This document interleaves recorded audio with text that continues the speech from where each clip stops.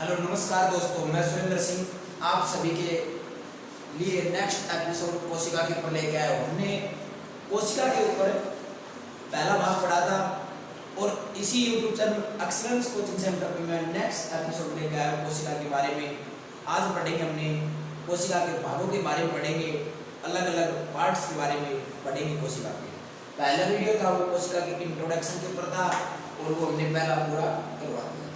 अब दूसरे वीडियो की बात करते हैं। नेक्स्ट कोशिका के पार्ट्स की बात करें, हमने कोशिका के भागों को 3 भागों में डिवाइड किया था, बांटकर पढ़ा था। कौन कौन से भाग? नंबर 1 सेल वॉल और सेल मेम्ब्रेन, नंबर 2 साइटोप्लाज्मा या प्रोटोप्लाज्मा, नंबर 3 न्यूक्लियस, न्यूक्लियस के अंदर के बारे में। तो फिर बात करते हैं उसी सिलसिले को जोड़ते हुए आगे सेल वॉल के बारे में पढ़ना शुरू करते हैं। पहला भाग हमारा सेल वॉल, कोशिका भित्ति। सेल वॉल की बात करें, यह पादप, कवक और जीवाणु कोशिकाओं में पाई जाती है।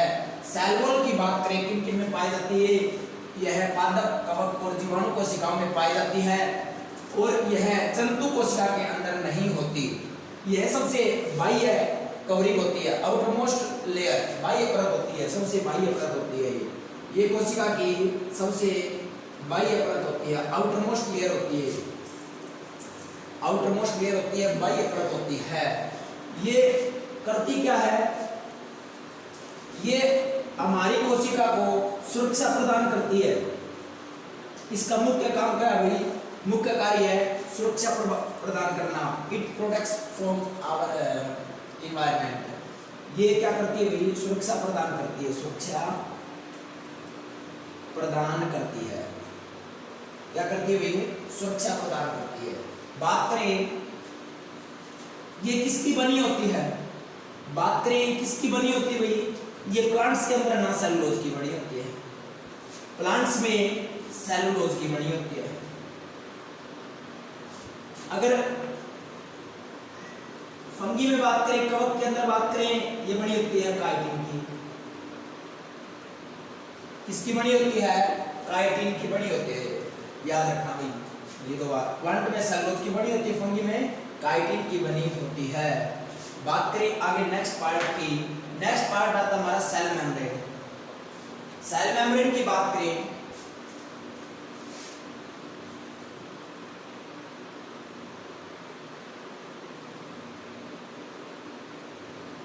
सेल मेम्ब्रेन या कोशिका झिल्ली की बात करें, सेल मेम्ब्रेन, कोशिका झिल्ली, ये जंतु कोशिका के अंदर आउटरमोस्ट लेयर होती है। सबसे बाह्य परत ये जंतु कोशिका के अंदर होती है। जंतु कोशिका में सबसे बाह्य परत होती है।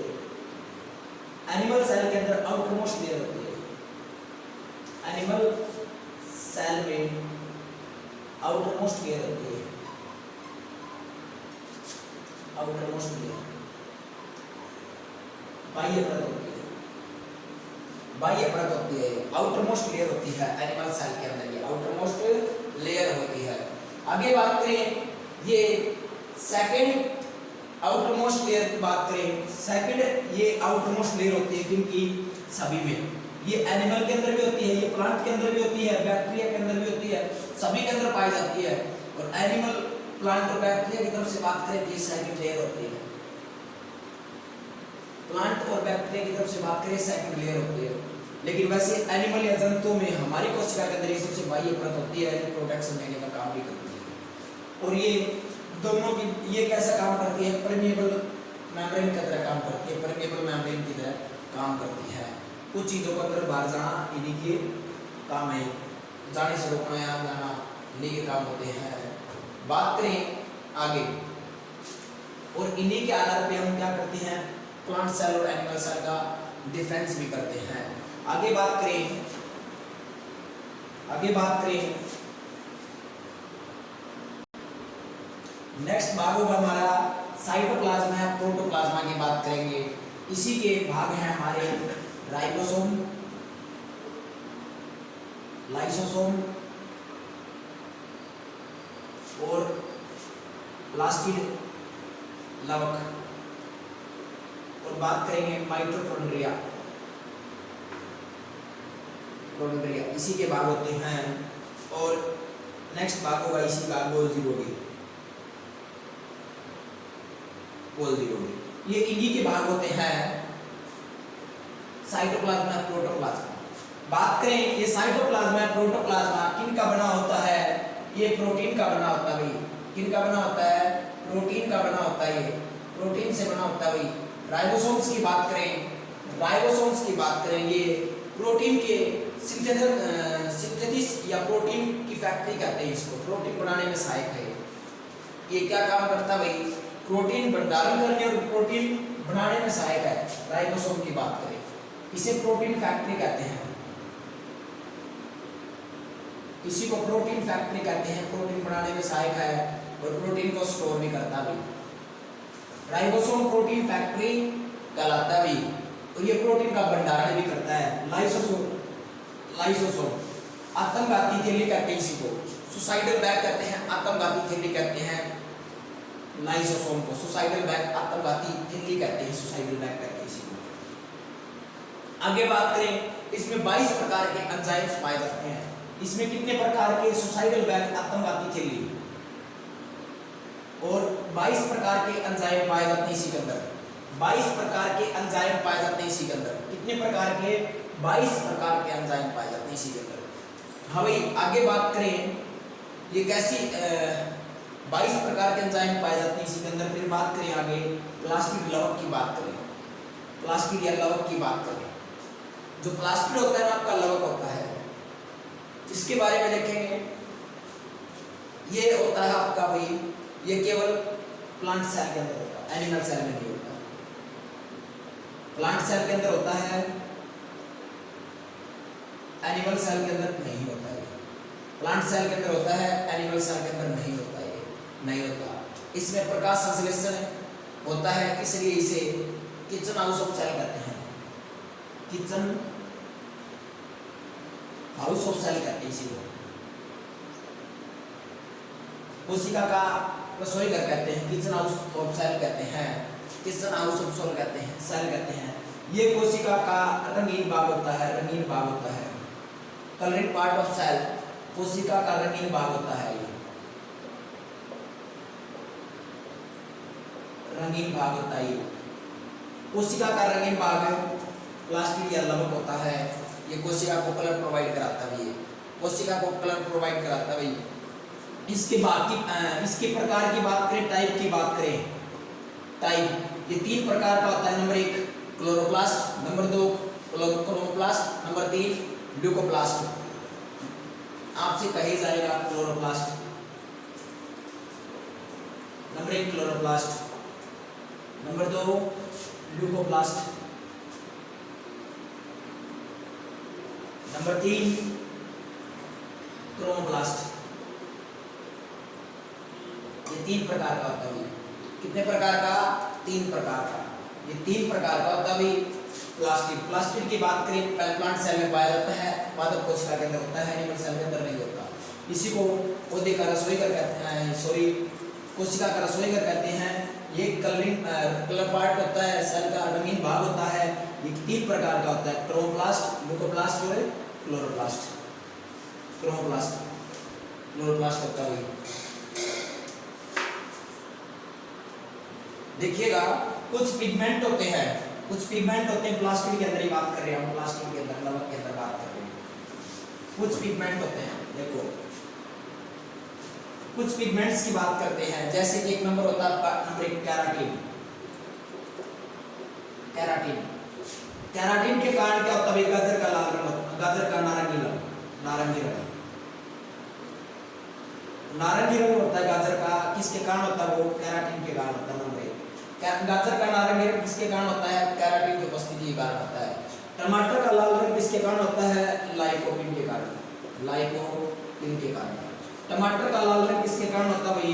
लाइकोपिन के कारण। टमाटर का लाल रंग लाइकोपिन के कारण। गाजर का नारंगी रंग कैरोटीन के कारण। टमाटर का लाल रंग लाइकोपिन के कारण, लाइकोपिन के कारण। आपसे कहेगा ज़ैंथोफिल और एक एंथोसिन, ज़ैंथोफिल और एक एंथोसिन। एक होता है ज़ैंथोफिल, एक होता है एंथोसिन। एंथोसिन दोनों क्या होते हैं भाई? दोनों के दोनों ना से एप्पल के रेड कलर के लिए रिस्पॉन्सिबल होते हैं, सेब के लाल रंग के लिए उत्तरदायी होते हैं। सेब के लाल रंग के लिए उत्तरदायी ज़ैंथोफिल और एंथोसिन दोनों के दोनों वर्णक होते हैं, पिगमेंट होते हैं जो उत्तरदायी होते हैं। बात करें नेक्स्ट आगे बात करते हैं 4 नंबर की। तो भाई 4 नंबर की बात करेंगे, आगे आता है भाई बैंगन का नीला रंग किसके कारण होता है? बैंगन विटामिन, बैंगन है ब्रिंजल बैंगन विटामिन, विटामिन क्या भाई? बैंगन का नीला रंग, बैंगन का नीला रंग किसके कारण होता है? विटामिन के कारण। गाजर का नारंगी रंग कैरोटीन, टमाटर का लाल रंग लाइकोपीन, एप्पल या सेब का लाल रंग ज़ैंथोफिल और एंथोसिन। बैंगन का नीला रंग विटामिन, बैंगन का नीला रंग विटामिन। नंबर 5 की बात करेंगे आगे, नंबर 5 की मिर्च के ऊपर। मिर्च आपसे पूछेगा भाई मिर्च का लाल रंग किसके कारण होता है? कैप्सिन के कारण। मिर्च का लाल रंग किसके कारण होता है? कैप्सिन के कारण। मिर्च का लाल रंग कैप्सिन, कैप्सेसिन होता है भाई। और मिर्च जो तीखी होती है ना वो किसके कारण होती है? कैप्सेसिन के कारण। मिर्च जो चरचरी हो जाती है ना, तीखी होती है, तीखी मिर्च, वो किसके कारण होती है? कैप्सेसिन के कारण होती है, कैप्सेसिन के कारण होती है, कैप्सेसिन के कारण होती है। देखिएगा माइटोकॉन्ड्रिया की बात करते हैं आगे, नेक्स्ट भाग होता है इसे माइटोकॉन्ड्रिया, इसी को सूत्र कणिका बोलते हैं भाई, सूत्र कणिका कहते हैं हिंदी के अंदर। इसे पावर हाउस ऑफ सेल कहते हैं, कोशिका का ऊर्जा गृह कहते हैं, इसे कोशिका का ऊर्जा गृह। सेंटर ऑफ रिस्पायरेशन, श्वसन का केंद्र भी कहते हैं इसे, सेंटर ऑफ रिस्पायरेशन श्वसन का केंद्र भी कहते हैं, सेंटर ऑफ रिस्पायरेशन श्वसन का केंद्र भी कहते हैं इसी को। और इसकी खोज अल्टमैन ने की थी, इसकी खोज अल्टमैन ने इसको खोजा। अगर बात करें इसी के अंदर क्या पाया जाता है भाई? डीएनए पाया जाता है, डीएनए। जो डीएनए मदर का होता है ना, मदर का डीएनए 2 जगह पाया जाता है, एक तो माइटोकॉन्ड्रिया के अंदर, एक न्यूक्लियस के अंदर। मदर का डीएनए, माता का डीएनए होता है ना, मदर्स डीएनए होता है, वो माइटोकॉन्ड्रिया और न्यूक्लियस दोनों के अंदर पाया जाता है, माइटोकॉन्ड्रिया और न्यूक्लियस दोनों के अंदर पाया जाता है। माता का डीएनए माइटोकॉन्ड्रिया और न्यूक्लियस दोनों के अंदर पाया जाता है, लेकिन फादर्स डीएनए की बात करेंगे वो ओनली न्यूक्लियस के अंदर पाया जाता है, केवल किसके अंदर पाया जाता है भाई? न्यूक्लियस के अंदर पाया जाता है। बात करें आगे, ये एक ग्लूकोज में कितनी ऊर्जा प्रदान करता है? 36 एटीपी। एक ग्लूकोज मॉलिक्यूल के अंदर कितनी ऊर्जा प्रदान करता है? 36 एटीपी ऊर्जा प्रदान करता है, 36 एटीपी ऊर्जा प्रदान करता है। ये कितनी एटीपी ऊर्जा प्रदान करता है? 36 एटीपी। नेक्स्ट पार्ट की बात करेंगे हम गोल्जी। और दोस्तों नेक्स्ट होगा हमारा गोल्जी बॉडी। गोल्जी कहाँ है? इसकी खोज की कैमिलियो गोल्जी। इसकी खोज कैमिलियो गोल्जी नाम के साइंटिस्ट ने खोज किया इसकी, और इन्हीं को ट्रैफिक पुलिस ऑफ सेल कहते हैं, ट्रैफिक पुलिस ऑफ सेल कहते हैं, ट्रैफिक पुलिस ऑफ सेल कहते हैं, इसी ट्रैफिक पुलिस ऑफ सेल कहते हैं, इन्हीं को हम ट्रैफिक पुलिस ऑफ सेल कहते हैं। बात करें next, traffic police of cell किसे जानते हैं? गोल्जी बॉडी को कहते हैं। आपसे पूछेगा कि इनको हम किडनी ऑफ द सेल भी कहते हैं, इन्हीं को हम किडनी ऑफ द सेल भी कहते हैं, कोशिका की किडनी या कोशिका के वक्र भी कहते हैं, इनको किडनी गुर्दे कहते हैं, किडनी ऑफ द सेल। इन्हें सेल की किडनी भी कहते हैं, kidney of the cell. Cell की किडनी किसे कहा जाता है? गोल्जी बॉडी या गोल्जी काय को कहा जाता है, गोल्जी बॉडी या गोल्जी काय को कहा जाता है। और ये क्या करती हैं? आगे बात करेंगे नेक्स्ट, ये क्या करती है? वही नेक्स्ट बात करेंगे अगले पार्ट की, जो आपका रहेगा न्यूक्लियस केंद्र की बात करेंगे ना, जो अगला आपका भाग रहेगा न्यूक्लियस केंद्र, जो आपका पार्ट रहेगा ये न्यूक्लियस केंद्रक।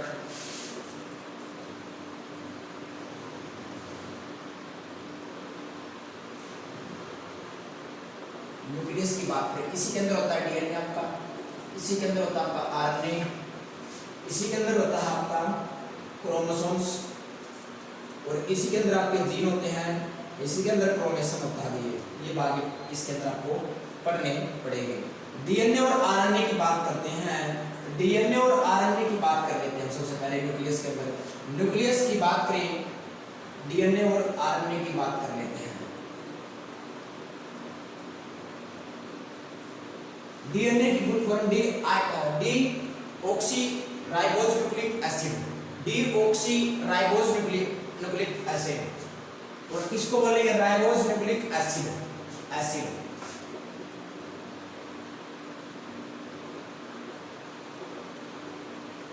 राइबोज न्यूक्लिक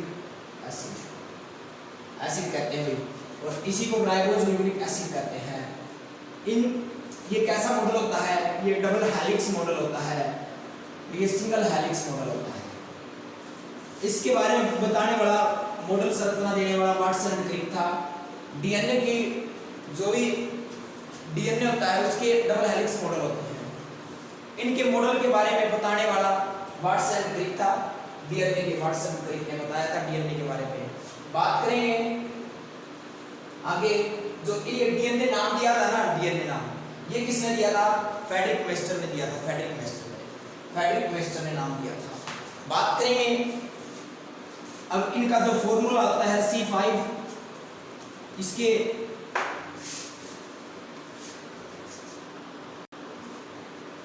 डीएनए की बात करते हैं भाई। डीएनए की full form D oxy ribose nucleic acid, D oxy ribose nucleic acid. ये कैसा होता है भाई? डबल हेलिक्स मॉडल होता है। द्विकुंडली संरचना होती है, जो किसने दी? वाटसन एंड क्रिक ने दी है, क्रिक के द्वारा दी हुई। ये डीएनए नाम है फ्रेडरिक मेस्टर के द्वारा दिया गया था। और इसकी बात करेंगे कैसी संरचना? द्विकुंडली संरचना होती है। और इसकी बात करेंगे नेक्स्ट आगे। अगर इसके फॉर्मूले की बात करें, C5H10O4, C5H10O4 होता है डीएनए का फॉर्मूला, C5H10O4 होता है। आगे बात करें डीएनए के अंदर कौन कौन से प्रोटीन पाए जाते हैं। डीएनए के अंदर प्रोटीन की बात करें, नंबर 1 एडेनिन,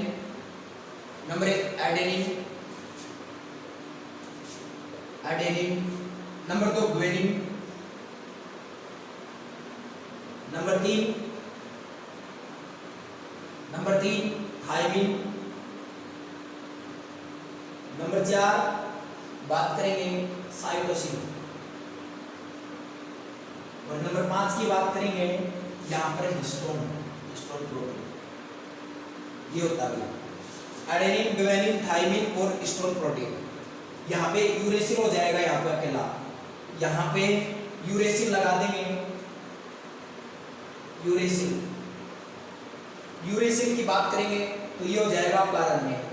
डीएनए के प्रोटीन देखो भाई, एडेनिन, ग्वानिन, थायमिन और साइटोसिन, हिस्टोन। और आरएनए के प्रोटीन रहेंगे आपके आरएनए के प्रोटीन। आरएनए के देखो, number 1 adenine, number 2 guanine, number 3 आपका साइटोसिन है, नंबर 4 हिस्टोन प्रोटीन। लेकिन 5 में जो थायमिन की जगह होगा ना, वो यूरेसिल होगा। कौन होगा भाई? यूरेसिल या यूरोसिल। आगे भाई यूरोसिल की जगह क्या रखोगे आप आरएनए में? थायमिन की जगह यूरोसिल रखोगे, याद रहेगा। बात करेंगे आगे,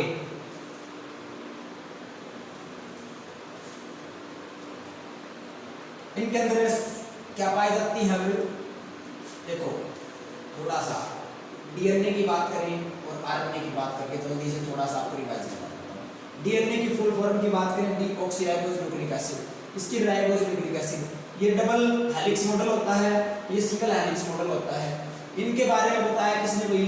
इनके बारे में फ्रेडरिक मेस्टर ने बताया था। और नेक्स्ट इसकी बात करेंगे, वाटसन और क्रिक ने बताया था, लेकिन डीएनए का नाम देने वाला फ्रेडरिक मेस्टर ही था। फ्रेडरिक मेस्टर ही नाम का वैज्ञानिक था जी। नेक्स्ट बात करते हैं, जो इसके फॉर्मूले की बात करें, C5H10O4, C5H10O4, इसका रहेगा C5H10O5 फॉर्मूला रहेगा, C5H10O5 रहेगा इसका फॉर्मूला। नेक्स्ट बात करते हैं अब इसके प्रोटीन्स की बात करते हैं। इनमें 5 प्रकार के प्रोटीन होते हैं। इसके अंदर तो एडेनिन, ग्वानिन, साइटोसिन और स्टोन, ये चार चार प्रोटीन दोनों के अंदर होते हैं, दोनों के अंदर। लेकिन आरएनए की बात करेंगे, इसमें यूरेसिल होता है और इसमें क्या होता है भाई, थाइमिन होता है, इसमें थाइमिन होता है। ये पांचवें प्रकार का, ये इसमें पांचवा यूरेसिल और इसमें पांचवा थाइमिन होता है। तो ये आपके हो गए डीएनए और आरएनए। बात करते हैं इनके अंदर शुगर। डीएनए के अंदर शुगर कौन सी पाई जाती है, तीन शुगर पाई जाती है। एक तो राइबोज, डीऑक्सीराइबोज शुगर पाई जाती है डीएनए के अंदर। एक पेंटोज होती है, एक हेक्सोज होती है।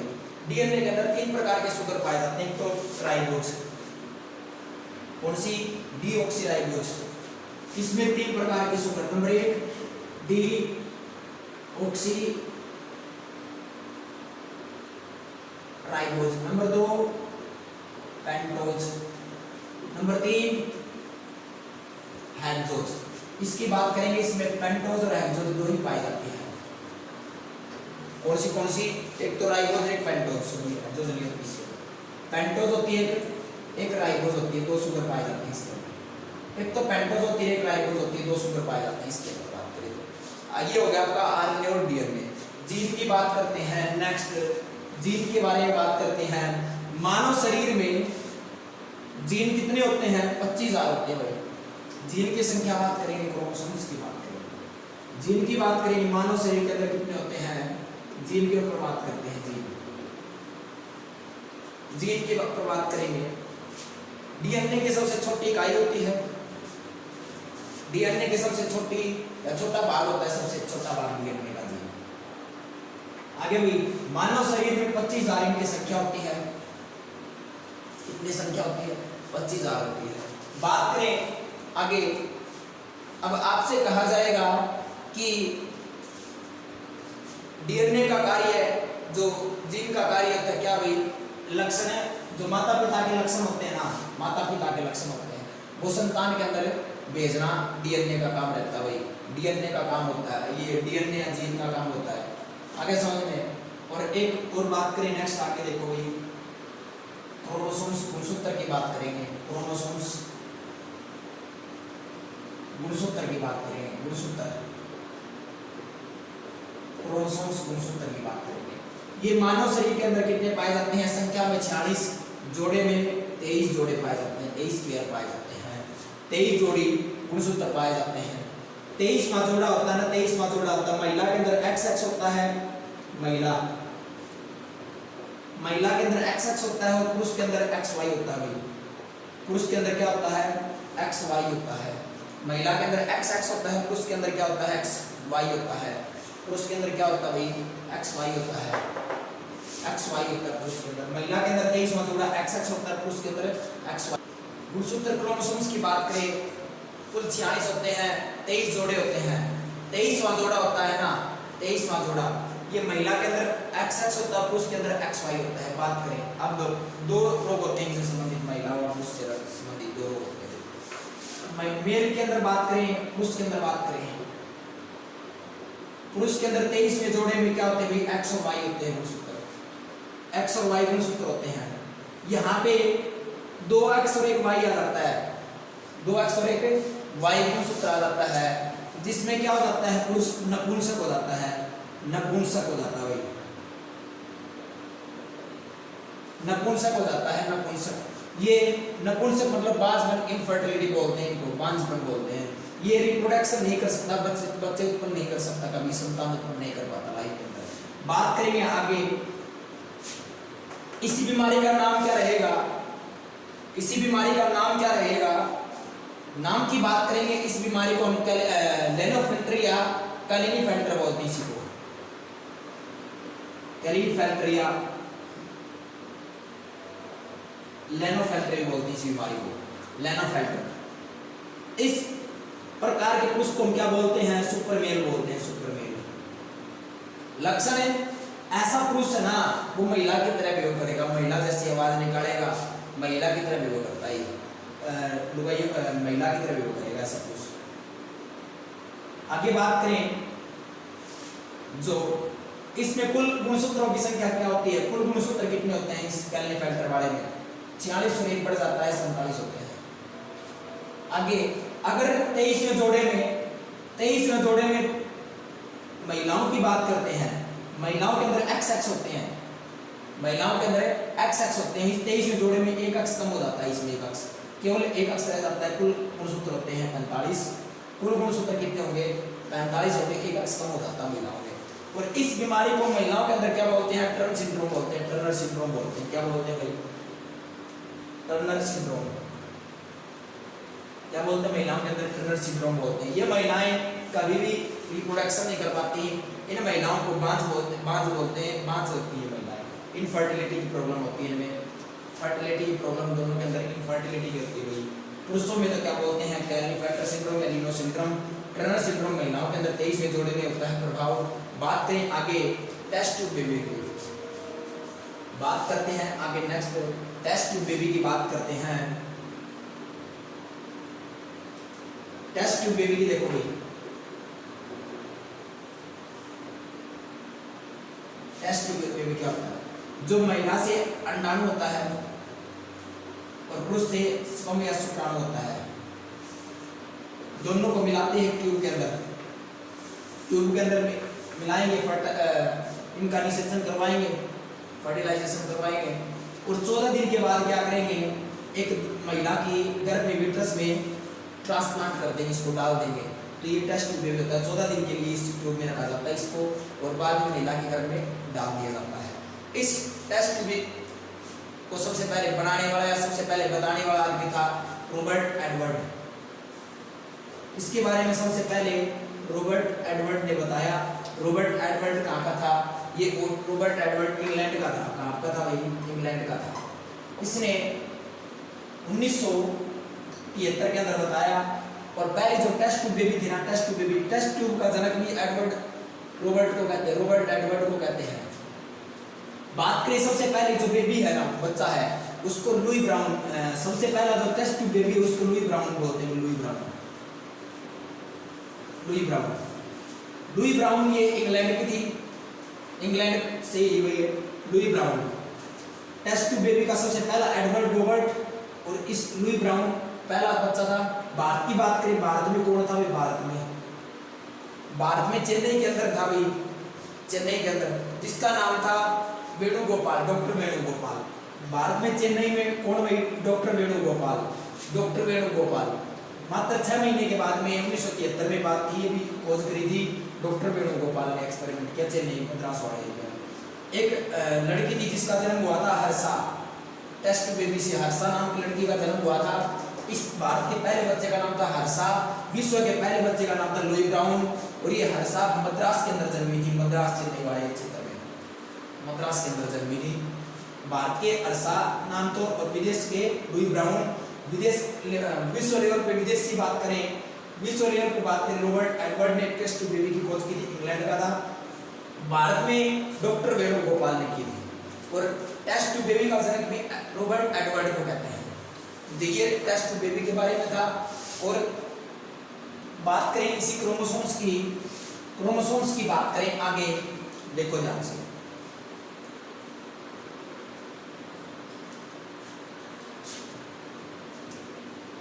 एक होता है, दो शब्द होते हैं, एक तो गे होता है, एक लेस्बियन होता है। एक गे होता है, एक लेस्बियन होता है। ये पुरुष होता है और ये महिला होती है। पुरुष होता है, एक महिला होती है, लेस्बियन। जब बात करेंगे इसमें क्या होता है, ये पुरुष को पसंद करेगा, अट्रैक्शन पुरुष की तरफ होगा। तो लेस्बियन महिला का अट्रैक्शन महिला की तरफ होगा। बात करेंगे अब भाई, इसमें क्या होता है, जो 23वां जोड़ा होता है ना, इसमें क्या होते हैं, इसमें 23वें जोड़े में पुरुषोत्तर की कमी हो जाती है। 23वें जोड़े में पुरुषों वाले में तो वाई की कमी हो जाती है और महिलाओं में एक्स की कमी होने के कारण ये क्या करते हैं, अट्रैक्शन या अट्रैक्टिव होते हैं। बात करें आगे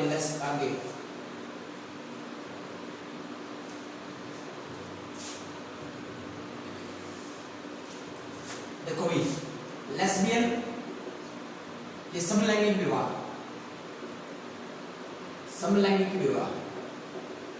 या समलैंगिक का जिक्र संविधान के 377 आर्टिकल या अनुच्छेद के अंदर इसका वर्णन है भाई। संविधान में 377 नामक अनुच्छेद में इसका वर्णन है। और ये आपका इसी के साथ क्रोमोसोम्स या जीन पूरे होते हैं। और नेक्स्ट पार्ट की बात करेंगे, अगला आपका नेक्स्ट पार्ट आ जाएगा क्रोमेशन। ये क्रोमेशन या धागानुमा संरचना होती है, क्रोमेशन लास्ट भाग है भाई, इसके साथ कोशिका हमारी पूरी हो जाएगी। हाँ भाई, ये धागानुमा संरचना होती है, धागे के आकार की संरचना होती है।